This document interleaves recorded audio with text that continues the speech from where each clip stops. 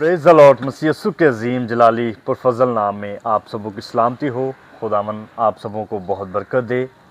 आज खुदावन की शुक्रगुजारी करते हैं इस बड़े खूबसूरत दिन के लिए जो खुदावन ने हमें बख्शा है। और आज बड़ा ही खूबसूरत गीत शूट हुआ जिस गीत का टाइटल है नाम यहोवा। और इस गीत को लिखा है शौकत शाकिब भट्टी साहब ने और इसकी कंपोजिशन मैंने की है। इसका बड़ा ही खूबसूरत म्यूज़िक अरेंज किया है अदनान जोन साहब ने। खुदा इनको बहुत बरकत दे। और मेरे साथ गाया है शहजाद भट्टी साहिब ने जो कि यूएसए से हैं। खुदावन उनको बहुत बरकत दे।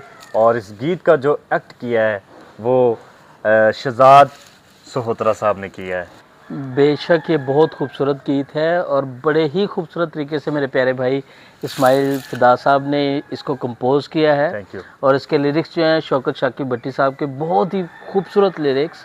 और ये बहुत जल्द राबिया वर्शिप टीवी के ऑफिशियल यूट्यूब चैनल पे ये गीत आपको सुनने के लिए देखने के लिए मिलेगा। और हमारे बहुत ही प्यारे भाई अरसलान खैरुल्लाह साहब ने इसकी वीडियो की है।